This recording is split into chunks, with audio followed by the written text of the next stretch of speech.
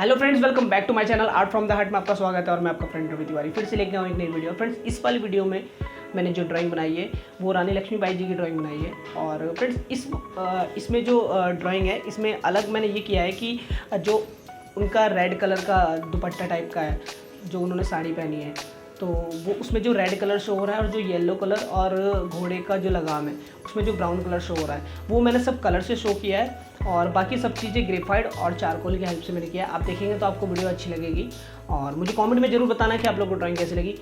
इसमें काफ़ी सारी टेक्निक्स का मैंने यूज़ किया है क्योंकि ये ड्राइंग मुझे बहुत ही ज़्यादा अच्छी बेस्ट बनानी थी, क्योंकि ये ड्राइंग एग्जीबिशन में लगनी थी।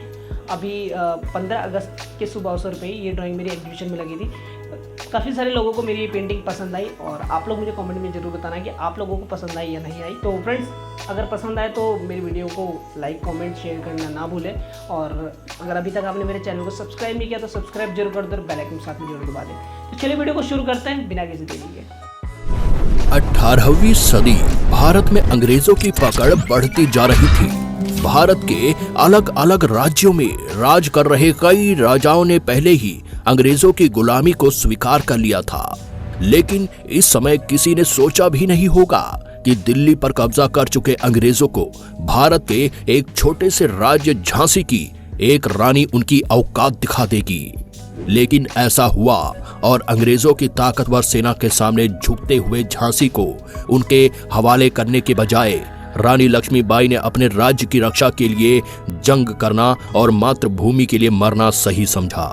इस तरह झांसी की रानी लक्ष्मीबाई भारतीय इतिहास की पहली ऐसी महिला बनी जिन्होंने अंग्रेजों के खिलाफ आवाज उठाई और उन्हें जंग में कड़ी टक्कर दी और अपने अंतिम समय तक अंग्रेजों को अपने आप को और अपने बेटे को छूने तक नहीं दिया।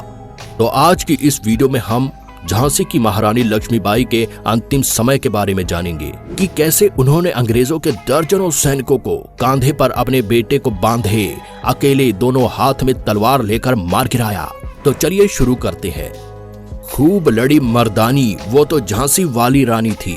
लेखक सुभद्रा कुमारी की कविता झांसी की रानी की यह लाइन आज भी भारत के बच्चे बच्चे को याद है, जो हमें भारत की मिट्टी में जन्मी एक ऐसी रानी की वीर गाथा सुनाती है जिसने बिना बड़ी सेना और बिना आधुनिक हथियारों के भी अंग्रेजों को ऐसा नुकसान पहुंचाया कि आज भी इतिहास रानी लक्ष्मीबाई की वीरता को याद करता है।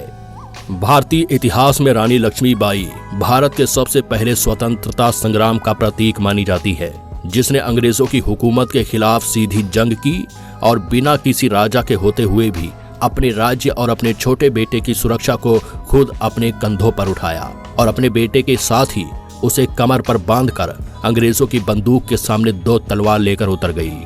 रानी लक्ष्मीबाई ने ग्वालियर में अंग्रेजों के खिलाफ जंग लड़ते हुए अपना जीवन अपने राज्य और अपनी मातृभूमि के लिए न्यौछावर कर दिया और अपनी अंतिम सांस तक अपनी कही बातों को पूरा किया और अपनी आखिरी सांस तक अंग्रेजों के हाथ नहीं आई। यहाँ तक कि अपने अंतिम समय में भी रानी लक्ष्मीबाई ने अपने सैनिकों से यह वचन लिया कि किसी अंग्रेज के मेरे शरीर को छूने से पहले ही वह इस शरीर को नष्ट कर दे।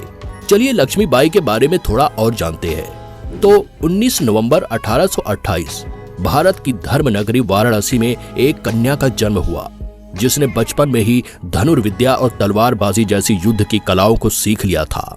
कहा जाता है कि उस समय रानी लक्ष्मीबाई का नाम मणिकर्णिका था।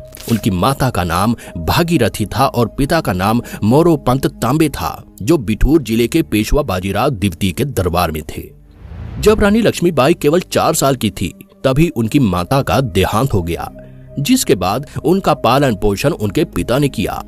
जब मणिकर्णिका 14 वर्ष की हुई तब उनका विवाह 1842 में झांसी के महाराजा गंगाधर नेवलकर के साथ कर दिया गया, जहां उन्हें देवी लक्ष्मी के सम्मान में लक्ष्मीबाई नाम दिया गया।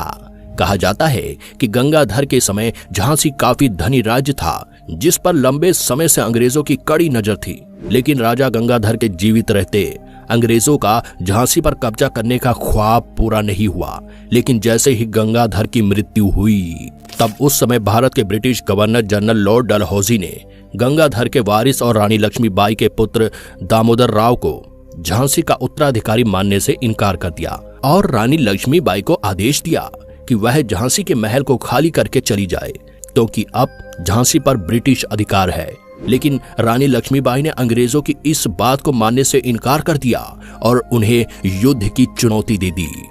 लेकिन युद्ध से काफी समय पहले ही अंग्रेजों ने झांसी के महल को कई हफ्तों तक घेर कर रखा और महल से आवाजाही पूरी तरह से बंद कर दी, जिसके कारण झांसी की रानी के पास ना तो अपनी सेना की टुकड़ी थी और ना ही उनके लिए कोई हथियार। पर रानी लक्ष्मीबाई ने हार नहीं मानी और उन्होंने एक छोटी सी सेना की टुकड़ी और कुछ चुनिंदा हथियारों से ही इस जंग को लड़ा। पूरी तरह से इस जंग की शुरुआत 1858 में हुई, जब अंग्रेजों ने लक्ष्मीबाई की सेना पर अपने आधुनिक हथियार बंदूकों से हमला किया। क्योंकि रानी लक्ष्मीबाई की सेना संख्या में काफी कम थी और उनके पास आधुनिक हथियार भी नहीं थे, इसलिए बहुत जल्द ही रानी लक्ष्मीबाई की सेना के ज्यादातर लोगों ने दम तोड़ दिया। लेकिन रानी लक्ष्मीबाई ने यहां भी हार नहीं मानी और वह युद्ध के मैदान में अपने छोटे बेटे दामोदर को अपनी पीठ पर बांधकर हाथ में 2 तलवार लेकर कूद पड़ी। यह जंग लंबी चली और